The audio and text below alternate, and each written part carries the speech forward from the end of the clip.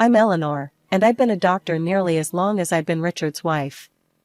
We had our ups and downs, but those 30 years flew by like they were nothing. Our house, big and cozy, was always filled with the sounds of life, especially when the boys were young. James and Oliver, our sons, were as different as night and day, yet they both brought their own kind of joy into our lives. Richard and I, both doctors, worked hard to build a comfortable life. We managed to buy a couple of apartments over the years, renting them out for some extra income.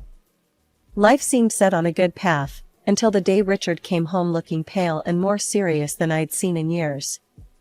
"Eleanor, we need to talk," he said, his voice grave as he dropped his medical bag by the door. "Had some tests done last week. The results, they came back. It's cancer, Eleanor." The months that followed were a blur of hospital visits, treatments, and endless waiting rooms. Richard fought hard, but the cancer was merciless. Watching the strongest man I knew wither away was torture. No amount of medical training prepares you for that. One evening, as we sat quietly in the living room, Richard took my hand. "Eleanor, if things don't go our way, you need to make sure everything's sorted with the boys. The will's all done. You'll be fine financially." Not long after, he was gone. The funeral was a somber affair. Family, friends, and colleagues, people came from all over to pay their respects. But it was the quiet at home after everyone left that hit me the hardest. Empty spaces Richard used to fill, his things just where he left them. It hurt to see, to remember. A few days post-funeral, I was in the kitchen trying to make sense of leftover food when James stormed in, his face all twisted up in worry and anger. Oliver trailed behind him, looking like he wanted to be anywhere but here. "Mom, we need to talk about Dad's will," James said, cutting straight to the chase as he always did. I sighed, setting down the cling film. "Yes, I know. Your father left everything to me. He wanted to make sure I was taken care of." James slammed his hand on the counter. "But what about me and Oliver? We're his sons. It's not right that we get nothing now." Oliver piped up, trying to smooth things over. "James, let's not jump into this so hot-headed. Mom's still grieving. We can sort this out without arguing." James shot him a glare. "Easy for you to say. You're not thinking about the future. I am." I leaned against the counter, feeling the weight of their stares. "Your father and I built this together. He trusted me to handle things. But I hear you, James. It's not my plan to cut you out." "So, what, then?" James said, crossing his arms, his voice rising a notch. "We just wait until, what? You think it's a good time to give us our share?"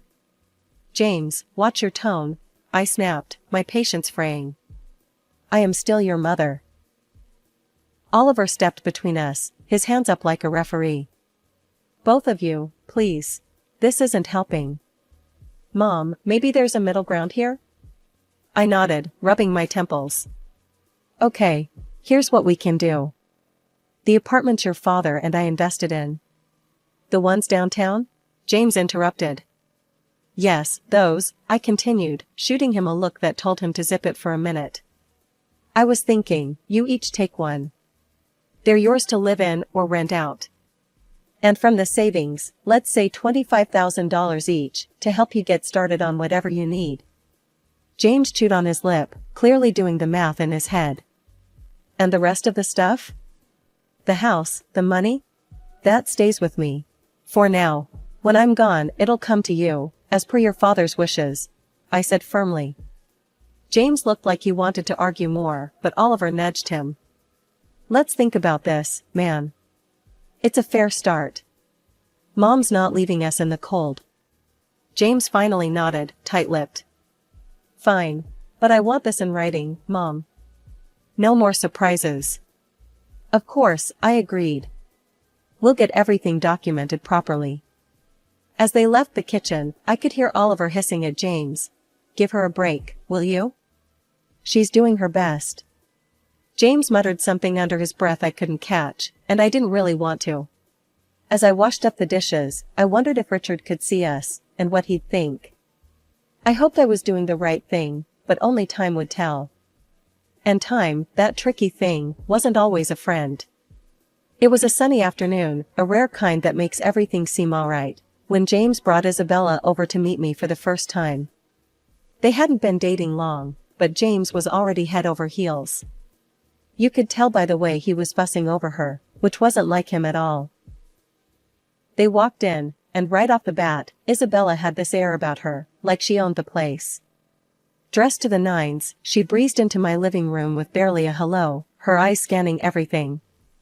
"Nice place you've got here," she said, flipping her hair back as she sat down without waiting for an invitation. James was grinning like a fool beside her. I forced a smile, trying to be the good host. "Thank you, Isabella. Can I get you anything? Coffee, tea?" "Coffee sounds lovely," she replied, then turned to James. "Babe, make sure it's black, no sugar." James nodded and headed to the kitchen. That left me alone with her, sitting in my own living room, feeling like the guest. The silence was awkward until she broke it. "So, James tells me you're pretty well off," she started, eyeing the decor. "I'm used to a certain standard, you know? My parents made sure of that." "That's good to hear," I said, not sure what else to add. James came back with the coffee and handed Isabella her cup. She took a sip and made a face. It's all right. Anyway, we've been discussing our future together. Planning ahead, you know? "That's wise," I said, glancing at James, hoping he'd give me some clue about where this conversation was heading. Isabella set her cup down. "Yeah, and speaking of planning, we were thinking about the wedding. You know I want something special, James has probably told you. I saw this place, perfect for a rehearsal dinner, but it's a bit pricey. It's about $30,000. I choked on my coffee. $30,000? Just for the rehearsal dinner? James jumped in. "Mom, it's important to Bella. We want to start things off right." I put my cup down, feeling a storm brewing inside. "Look, that's a lot of money for a dinner, Isabella. We need to be reasonable." Isabella's face hardened. "Reasonable? James says you have the means. I don't see why we should compromise on something that important." James was nodding along with her, but I could see the unease in his eyes. He knew he was asking too much. "I'm all for celebrating," I said, trying to keep my voice even. "But $30,000 is beyond excessive. I can't justify that." Isabella stood up, her chair scraping loudly against the floor. "I'm not used to compromising on my standards, Eleanor. I was clear with James that I expect a certain lifestyle." James tried to smooth things over. "Mom, maybe we can find a middle ground?" "There's no middle ground on $30,000 for a dinner, James. That's final," I snapped, losing my patience. Isabella picked up her purse, glaring at me. "Fine. If that's how it's going to be, then maybe we need to reconsider some things." They left soon after. I sat there, reeling from the encounter. The nerve of that girl, coming into my home, drinking my coffee, and telling me how to spend my money. It felt like a slap in the face, a wake-up call I wasn't ready for. I was out at the grocery store when James and Isabella decided to drop by again. By the time I got home, Oliver was awkwardly entertaining them in the living room. The atmosphere was tense, the kind that makes you want to turn around and leave, but it was my house, so I braced myself and walked in.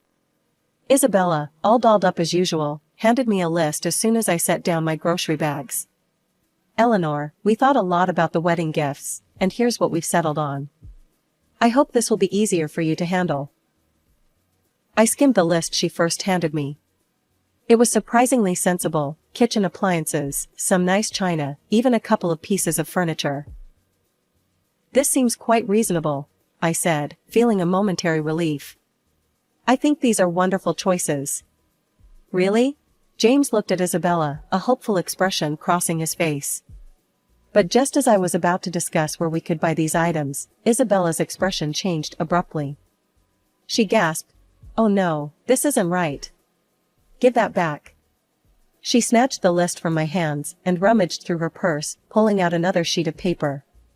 Here's the actual list. This new list was nothing like the first. It included an apartment, a luxury car, an exclusive vacation, and even diamond jewelry. My jaw dropped. Is this some kind of joke? Isabella didn't flinch. No joke, Eleanor. These are the gifts we expect. Only the best for our wedding. I stared at her, then at James, waiting for him to say something, anything to suggest he didn't agree with this madness. But he just stood there, looking between us, clearly conflicted but silent. I couldn't hold back. James, why are you letting her do this? You know this is unreasonable. Isabella cut in, her voice rising. This doesn't concern you, Eleanor. You just need to pay up and keep quiet. That's when Oliver stood up, his face set hard. That's enough, Isabella. You're not going to talk to our mom like that. This is her house, and you're way out of line. You need to leave. Now. The room was thick with tension as James and Isabella gathered their things. Isabella was muttering under her breath, clearly angry. This is ridiculous. We'll remember this. They left, and the door slammed shut behind them. Sitting down, I felt the weight of the whole situation pressing down on me. Oliver sat beside me, putting an arm around my shoulders. We'll figure this out, Mom. But you can't let them bully you into giving more than you can, or should. It's not right. He was right, of course. But as I sat there with my son, I couldn't help but worry about James. How had things gotten so out of hand? How could he not see what this was doing to our family? The silence that followed was filled with unsaid worries and fears for the future. I knew then that this was far from over. It was only going to get tougher from here. The weeks that followed were a constant barrage of phone calls from James. Each one was more demanding than the last, his tone desperate, almost frantic at times. Mom, you don't understand. I can't look poor next to Bella's family, he'd argue, his voice cracking with stress. You have the money. Why can't you just help me out here? I sat at the kitchen table, phone pressed against my ear, feeling a knot in my stomach. James, it's not about the money. It's about living within your means. Bella's expectations, you can't sustain that, not without going into serious debt. He'd scoff, his frustration boiling over. What do you know about it? I'm not going to live like a beggar. I need more from the inheritance, now. The demand stung. James, I've offered to cover half the wedding costs up to $15,000 and give a $5,000 gift. That's more than generous. Everything has to be agreed upon with me, though. No surprises. There was a pause, then a sharp laugh from him. That's nothing. You're just being stingy. You have $1 million sitting there. Why are you holding out on me? Because it's not just about the money, I replied, my patience wearing thin. It's about not feeding into this fantasy that's going to ruin you. He yelled now, loud enough that I had to pull the phone away from my ear. I don't need this. I'll handle it my way. Forget you. And then, just like that, the call stopped. Months passed in silence. I tried to busy myself with daily routines, trying not to worry about James, but the peace was short-lived. The phone rang one afternoon, and it was my sister-in-law, Anita. Eleanor, I thought you should know. Anita's voice was hesitant, careful. James is flying all the wedding guests to Hawaii. He sold his apartment to fund it. And, he expects you to get there on your own. He mentioned you weren't interested in helping, so. I hung up, a mix of anger and sorrow churning inside me. How could he be so reckless? Before I could process it all, Oliver came into the room, his expression grim. Mom, there's something you need to hear. I recorded their conversation when they were sitting here in the living room. He handed me an audio recorder. I pressed play, and the voices of James and Isabella filled the kitchen. James, your mom is just a nasty old woman with a fat wallet. We need to squeeze as much as we can out of her and then cut her off. James's voice responded, chillingly agreeable. Whatever it takes, Bella. I'm not going to let her control us. If it comes down to it, I'll kick her out in her underwear. I turned off the recorder, my hands trembling. To hear my own son speak like that about me, his mother, it was too much. The room spun as I tried to comprehend the depth of his betrayal. Flying to Hawaii was a decision I didn't make lightly. Oliver was by my side, both of us tense but determined to face whatever awaited us. When we landed and approached the venue, I was taken aback by the sheer opulence of it all. Flowers everywhere, lights strung like stars across the evening sky, and music floating in the air. As we walked into the gathering, I spotted James and Isabella mingling with guests. They looked like a picture-perfect couple, all smiles and laughter.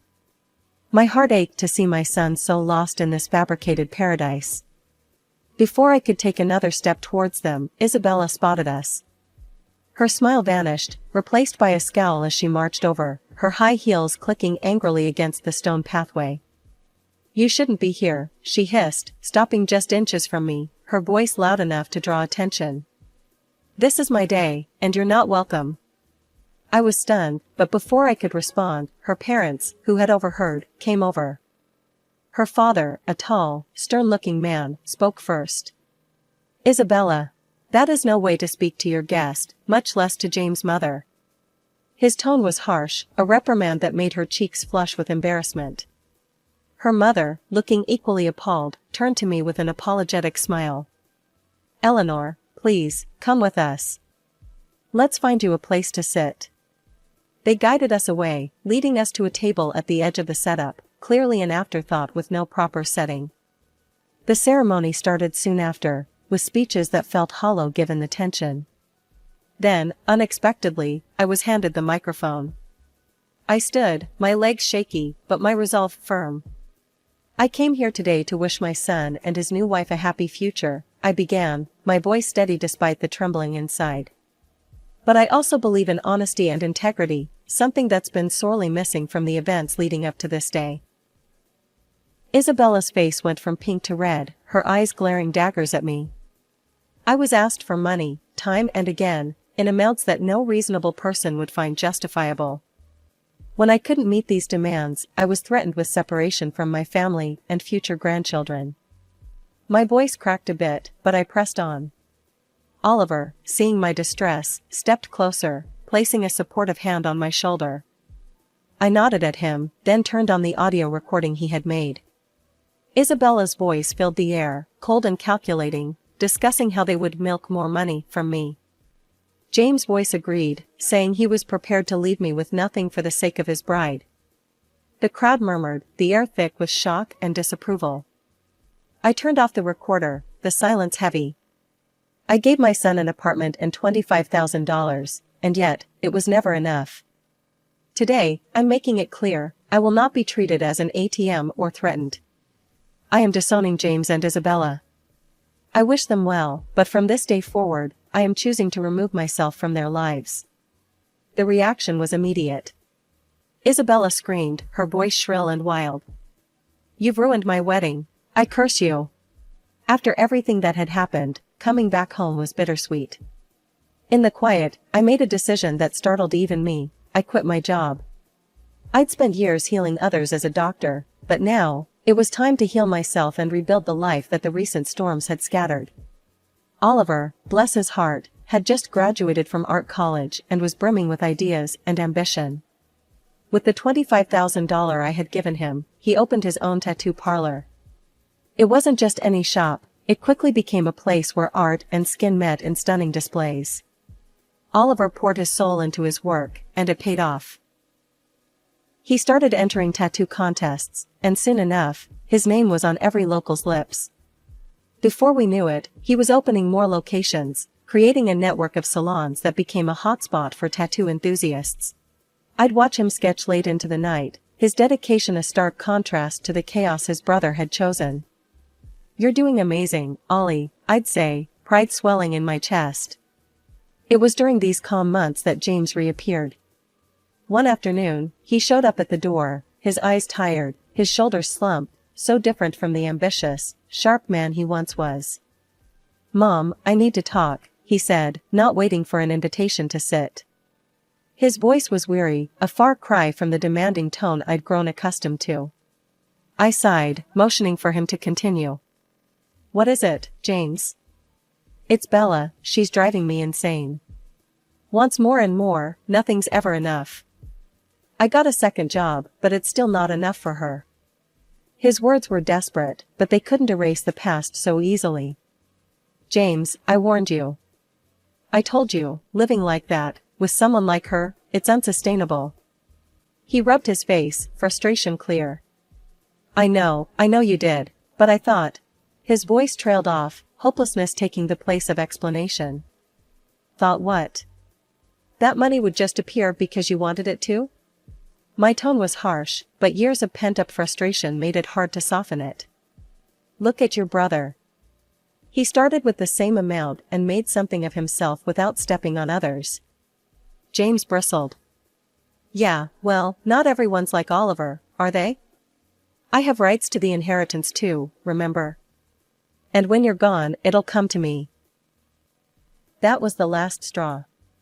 Get out, James, I said, my voice cold, resolute. And don't come back. Not this time. You chose your path. His jaw tightened, and for a moment, I thought he might argue more. But then he turned and walked out, the door slamming shut behind him. As I stood in the silence that followed, Oliver came downstairs, having heard the last part of our exchange. Are you okay, Mom? I nodded, wrapping my arms around him. I am now. Thanks to you. Let's just focus on the good we can do, on the life we can build. He hugged me back, his presence a comforting assurance that not all was lost. In that moment, I knew that despite the heartaches, the journey was still worth it. We had each other, and that was enough to keep moving forward.